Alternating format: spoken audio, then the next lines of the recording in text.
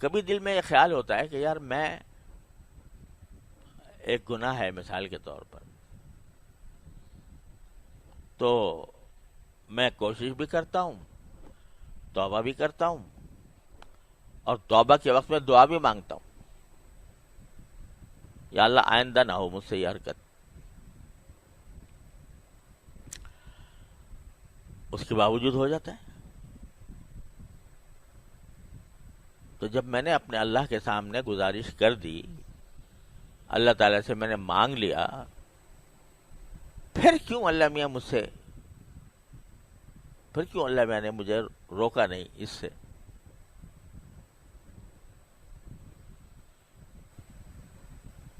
اللہ تعالیٰ کی حکمت اور مشیت تو وہی جانتے ہیں. ہم اور آپ کہاں تک اس کی حکمت اور مشیتوں کو سمجھنے کی کوشش کریں گے؟ لیکن اللہ جل جلالہ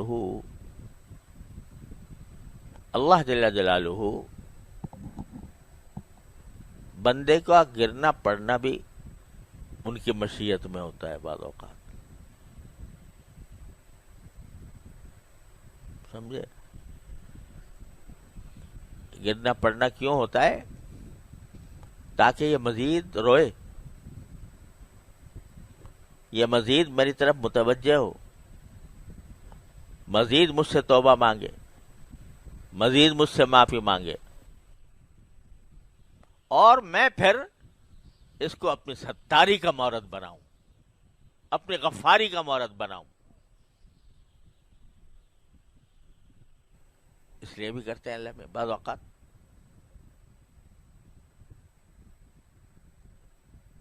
اس لیے دیکھو، ایک اللہ تعالیٰ معاف کرے، ایک چیز ہوتی ہے استدراج. اللہ تعالیٰ ہر مسلمان کو اس سے محفوظ رکھے. استدراج کیا ہے؟ کہ آدمی گناہ میں مبتلا ہے، گناہ میں کیا جا رہا ہے، اور اللہ میں ڈھیل دے رہے ہیں. اچھا بھائی اور کر. تو اللہ بچائے، جو غفلت کے ساتھ ہوتا ہے، یہ استدراج ہے، بڑی خطرناک چیز ہے. اللہ تعالیٰ ڈھیل دے رہا ہو کسی کو. اس کی علامت یہ ہے استدراج کی کہ ایسے آدمی کے دل میں فکر ہوتی ہی نہیں. اس کو نہ ندامت ہوتی ہے، نہ فکر ہوتی ہے کہ میں کیوں کر رہا ہوں. وہ تو سینہ تان کے کر رہا ہوتا ہے گناہ، اعوذ باللہ. وہ تو ہے بڑی خطرناک چیز. اور ایک وہ ہے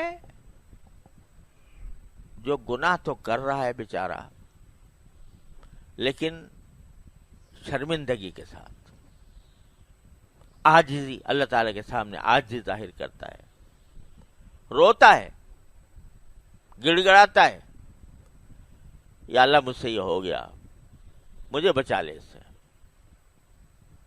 یا اللہ مجھ سے آئندہ میں اس گناہ میں مبتلا نہ ہوں. آج کل کے جو گناہ ہے وہ نظر کا گناہ سب سے خراب ہے.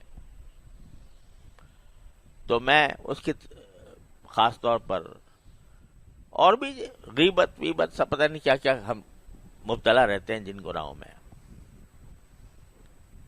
اب ہم جیسے لوگ جن کا بہرحال کچھ نہ کچھ کسی بزرگ سے تعلق ہے، کسی کا پاس بیٹھنے کا موقع ملا ہے، کچھ دین کی تعلیم حاصل کی ہے، کچھ تعلیم دے رہے ہیں، تو ان سے یہ توقع تو مشکل ہے کہ وہ ان کو نماز چھوڑنے کا گناہ کریں گے، یا وہ معاذ اللہ شراب پی لیں گے. لیکن جو گناہ پھیلے ہوئے ہیں معاشرے کے اندر، اچھا خاصے پڑھے لکھے اہل علم کے اندر، نظر کا گناہ،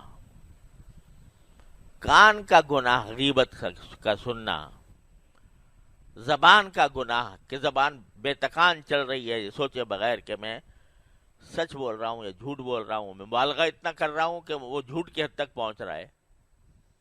غیبت کر رہا ہوں کسی پر بہتان لگا رہا ہوں، کسی پر الزام لگا رہا ہوں، کسی کی دل آزاری کر رہا ہوں. یہ گناہ عام ہے، ہم سب میں. تو پہلے تو اس کا احساس ہونا چاہیے کہ ایک گناہ ہے، اور احساس ہونے کے بعد شرمندگی ہونی چاہیے. غیبت کر لی اور شرمندگی کوئی نہیں، اللہ بچائے. جب کیے جا رہے ہیں اور کوئی شرمندگی بھی نہیں، اس سے توبہ کرنے کا دھیان بھی نہیں، تو بھئی یہ خطرناک معاملہ ہے. لیکن اگر ہو گئی، مجلس میں بیٹھے تھے، وہاں پر کوئی کلمہ غیبت کا نکل گیا، بعد میں احساس ہوا کہ یا اللہ مجھ سے غلطی ہو گئی، توبہ کر لی. اب توبہ کرنے کے بعد پھر عہد بھی کر لیا، لیکن کسی وقت پھر مبتلا ہو گیا. فکر ہو اور پھر مبتلا ہو جائے تو پھر اس کو گھبرانا نہیں چاہیے، مایوس نہیں ہونا چاہیے. اللہ تبارک و تعالیٰ کے سے پھر توبہ کی طرف متوجہ ہو. بازا ہرنچ ہستی بازا،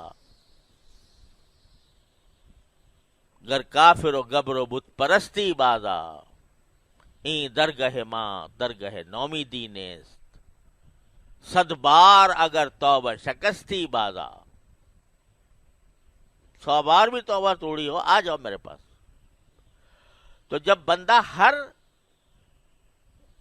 میں یہ نہیں کہہ رہا کہ بھئی یہ کوئی اچھی بات ہے کہ ایک مرتبہ توبہ کرے اور آدمی پھر اس کو توڑے، نہیں، کوشش تو پوری کرنی ہے. لیکن کسی وقت نفس سے مجبور ہو کر، شیطان کے دھوکے میں آ کر مبتلا ہو گیا تو پھر مایوس نہ ہو، پھر لوٹ جائے اسی کی طرف. جب یہ عمل کرتا رہے گا تو کیا ہوگا؟ من تابا، تو کیا ہوگا؟ عمل عملا صالحا، پھر وہ عمل صالح کی طرف آ جائے گا. کیا مانا؟ کہ اس کے بیشتر اعمال صالحہ ہو جائیں گے.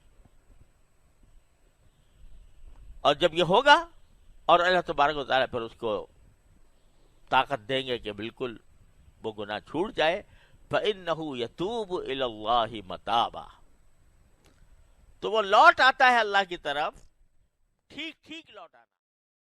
شكرا هديت قلبي شكرا